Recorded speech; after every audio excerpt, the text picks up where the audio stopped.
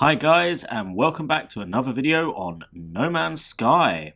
Today we'll be looking at another great way to make money in this game, and that's by farming activated indium.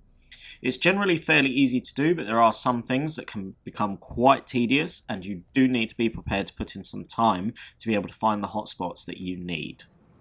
So Hello Games recently released the Exomech update, which makes it fairly easy to traverse across the planet or moon that you are on, and whilst it's not the best exocraft, it is now the only one with total hazard protection. It is quite hard to get used to the controls, particularly in third person, but I found in first person it can become quite easy to pilot. So in order to get the exocraft, you can go to the Nexus and to the Construction Research Terminal to find the Minotaur Geobay blueprint. Exchange 10 salvage data for this, collect your stores of paraffinium, ion batteries and metal plating, and then you're ready to go. So it is a prerequisite of this that you have built the survey device on your multi-tool and the indium drive into your starship in order to gain access to blue star systems.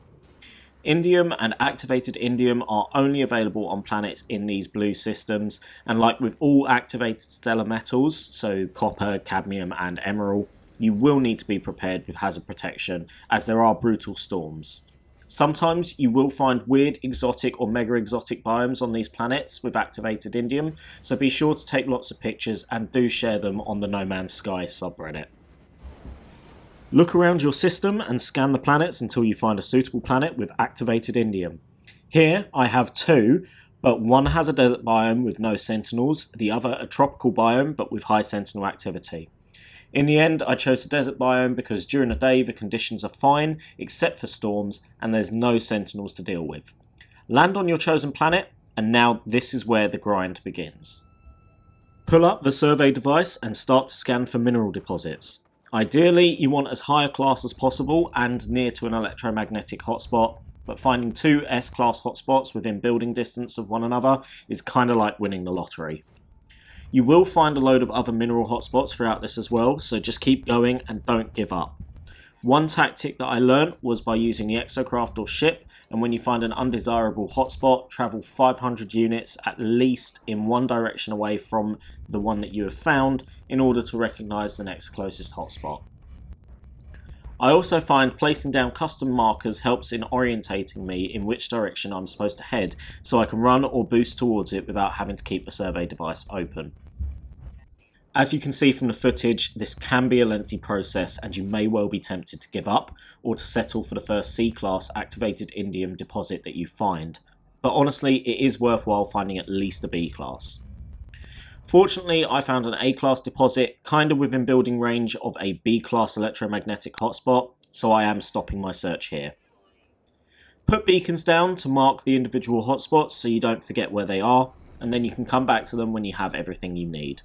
I try and sit equidistant from both beacons and make my base there, just because it means that you have a maximum base extension range in both directions.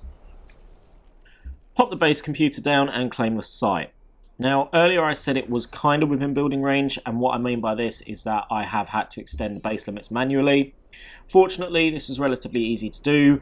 You only need to travel to the current limit of the base, which is about 300 units, or where you can no longer build structures.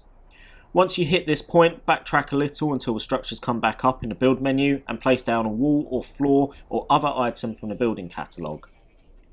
This will extend the base for about 50 to 100 units from this structure in all directions. In this instance, I had to put down multiple walls for both the mineral deposit and the power hotspot in order to extend my base to these. Once you have built your structure that you need for your farm, you can actually delete the walls that you have placed down to tidy up, as the new structure will be recognised as the edge of your base rather than the initial edge that the base computer allows you. Here I'm building an initial 5x5 square on the electromagnetic hotspot. Once I've built my power generators, I can then consider how to build my base and what requirements I will need for my mineral deposit. So to begin with, I prepared my base for building by flattening it with the terrain manipulator.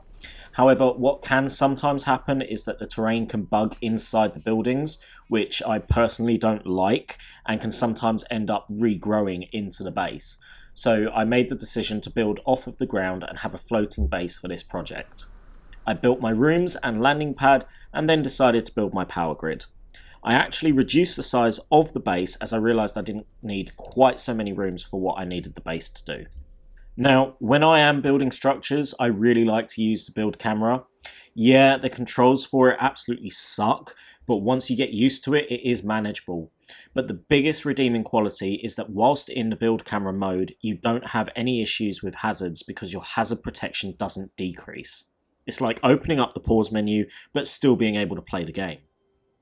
Anyway, here I am lining up my electromagnetic generators into a neat 5x5 square, wiring them all up so that the power can be accessed from a single generator without having loads of messy wires everywhere.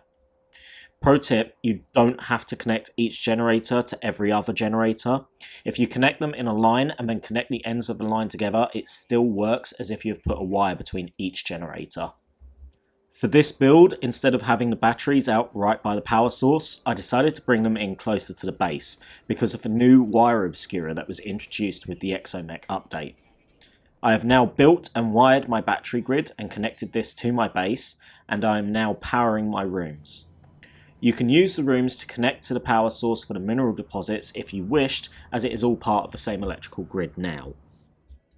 One of the best parts about farm building is that you can actually save a large amount of space because the extractors and depots do not have to be built on the ground. You can actually build them on top of one another in order to focus the extraction efforts on the highest concentrated area. In this case, I have built a 5x5 square for the mineral extractors to go on, and I will build on top of them as well in order to minimise space taken and maximise potential earnings. Similarly, with the electrical wiring, when connecting up to the supply depots and extractors, I connect them in lines and then connect the lines together, rather than running supply pipes down to each individual extractor and depot from one another. Now I am building a collection of depots in order to increase storage. I will be building these towards the base so that I can easily access them later on without having to attend the extraction site. Once everything is connected, I have then built my battery grid in order to provide power and power storage in case this exceeds the power generated. Wire these all up, connect them to the base or the battery grid at the base, and then finally connect them to the selected extractor that is connected to each other extractor. I am now building teleporters to be able to access my supply depots and base computer quickly and to minimise the amount of time spent in the hazardous environment. I will now finish building supply depots next to the teleporter, connect them all to the main grid of depots, and then I will have all of my activated indium being stored and easily accessible from my base. And there we have it. I am now storing just over 50,000 units of activated indium, and it takes about 2 hours to fill up completely. This will get you around about 48 million units depending on demand in the system you sell in, but be sure to sell it all in one go, otherwise you risk tanking the economy for activated indium. It is worth saying that this is just a demo activated indium farm. In my others, I have it ranging from about 81 extractors to over 400, and this is dependent upon the class of the mineral deposit, the available power, and how much I intend to earn from it. So you don't feel limited by having to do a 5x5 and then doubling it up. Thanks for watching, and don't forget to press the like button and leave a comment if you want to see a video about something in particular to do with No Man's Sky.